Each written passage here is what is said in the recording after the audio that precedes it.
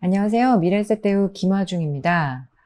저희가 투자자분들에게 항상 말씀드리는 투자 원칙이 있습니다. 자산 배분이죠.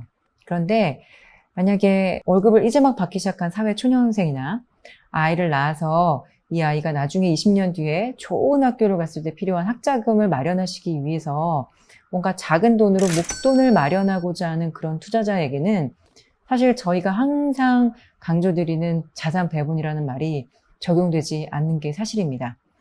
가령 한 달에 10만 원, 50만 원 혹은 많게는 100만 원씩 저축하듯이 투자를 하시는 것, 즉 적립식 투자라고 저희가 흔히 말을 하고 있는데요.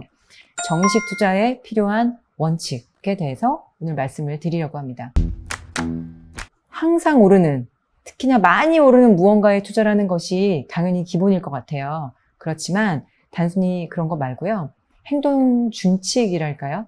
저희가 적립식 투자에 필요한 원칙에 관해서 크게 두 가지로 말씀을 드리려고 합니다. 적립식 투자를 하시려면 1년, 2년을 저희가 흔히 적립식 투자라고는 잘 하지 않아요. 5년, 10년, 어떻게 길게는 한 20년까지도 저희가 계획을 세워서 꾸준하게 납입을 하는 게 적립식 투자일 텐데요. 일단 원칙 첫 번째입니다. 5년, 10년 혹은 내가 적립식 투자를 끝마치는 그때 지금보다는 무조건 올라있을 만한 자산에 투자를 해야 합니다. 그리고 두 번째요.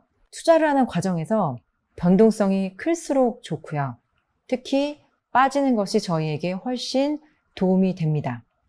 제가 말씀드린 이 두 가지 원칙에서 첫 번째는 어찌 보면 당연할 수도 있고 그걸 누가 몰라서 못하나 라는 말씀도 하실 수 있을 것 같아요.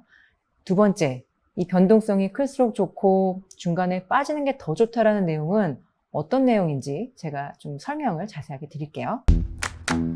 그래프를 보시면 2000년부터 두 나라의 주요 지수를 제가 보여드리고 있습니다. 하나는 한국의 코스피 지수고요. 하나는 일본의 니케이 지수입니다. 확연히 성과가 크게 차이가 나는 거 보실 수 있어요. 한국의 코스피 지수는 20년 동안, 즉 20년 전보다 지금이 153% 올랐습니다. 일본 니케이 지수는 고작 35% 올랐고요. 그래서 어떤 투자자가 20년 전에 한국 주식에 1억을 넣었으면 지금 얼마가 돼 있을까요? 2억 5천만 원 정도가 돼 있다는 얘기고요. 일본 니케이 지수 1억을 투자했으면 한 1억 3,500만 원이 되어 있다라는 그런 얘기예요. 그런데 적립식 투자를 한 결과는 사뭇 다릅니다. 적립식 투자를 했을 경우에는 만약에 제가 쉽게 예를 들면 저희가 월 50만 원씩 한 20년 정도를 꾸준하게 월 말에 투자를 했다고 저희가 가정을 할게요. 그러면 사실 저희가 납입한 돈은 월 50만 원씩 20년이기 때문에 한 1억 2천만 원이 되거든요. 한국 주식에, 한국의 코스피에 투자했을 때 결국 내가 총 수익을 낸 돈은 한 8,700만 원 정도가 돼서 2억이 조금 넘는 금액이 나옵니다. 사실은 내가 넣은 금액에 대비해서는 73%의 수익이 나오고요. 이것을 20년으로 나누면 3.63%가 돼요. 근데 니케이 지수 같은 경우에는 내가 납입한 금액에 대비해서 76%의 수익이 나고요. 그걸 연평균으로 나누면 3.82%가 됩니다. 이 차이가 왜 그럴까요? 이유가 보이시나요? 왼쪽에 있는 것은 한국의 코스피 지수에 투자를 해서 얻게 되는 그 수익을 그려놓은 거고요. 오른쪽에는 니케이입니다.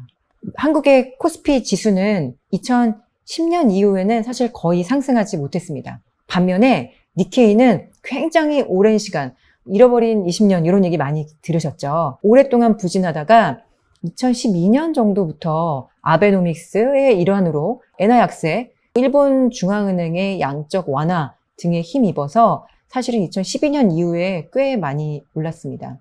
사실 요 두 지수에 저희가 적립식 투자를 했을 때 가장 큰 차이를 낸 이유는 최근에 니케이 지수가 많이 오른 것뿐만 아니라 니케이 지수가 오랫동안 횡보하거나 빠지면서 적립식 투자 기준으로는 소위 싸게 오랜 기간 동안 저희가 적립을 할 수 있었기 때문입니다. 저희가 목돈을 만들기 위해서 적립식으로 투자를 해야 될 때는 사실은 너무 빠르게 오르는 것을 저희가 경계를 해야 합니다. 사실 너무 빠르게 올라버리면 저희가 적립 투자를 하다가도 그 대상을 바꿔야 할지도 모르겠어요. 다음 그림은 홍콩에 상장된 중국 대기업 지수인 H 지수에 투자한 그런 결과를 저희가 보여드리는 건데요.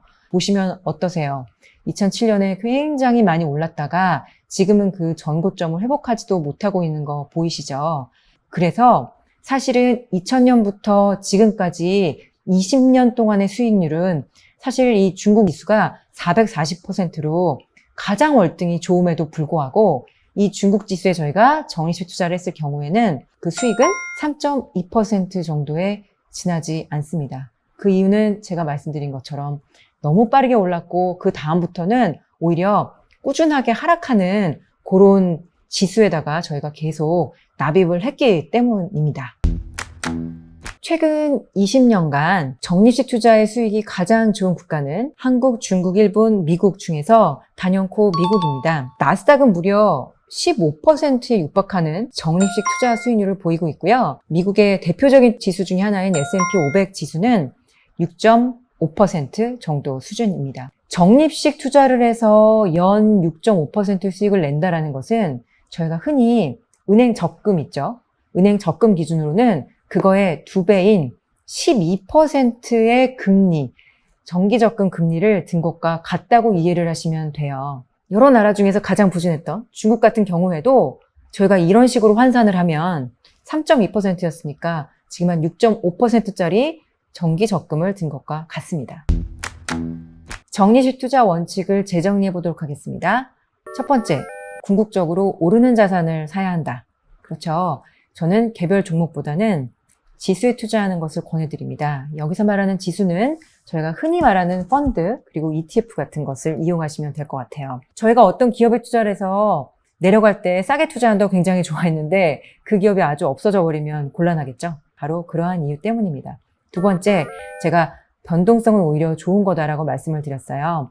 저희가 적립해 나가는 과정에서 빠지는 것은 싸게 사는 기회이기 때문에 좋은 일입니다. 다만 빠지는 것은 저희가 결정할 수 있는 일은 아니죠. 저희가 기억해야 될 것은 결국 내가 투자하는 것은 사이클이 있는 거니까 결국은 올라갈 거다.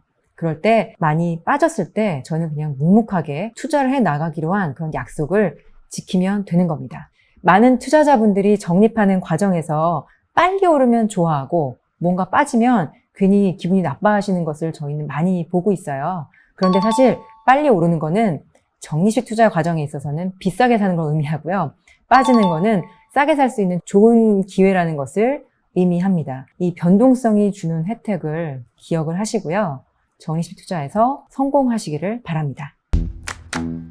제가 20년 동안 적립 투자로 가장 좋은 성과가 미국에 투자한 거라고 말씀을 드렸는데요. 왜 미국 주식이 적립식 투자에도 좋은지에 관한 내용은 제가 다음 편에 더 자세하게 굉장히 중요한 내용에 대해서 말씀을 드리려고 합니다.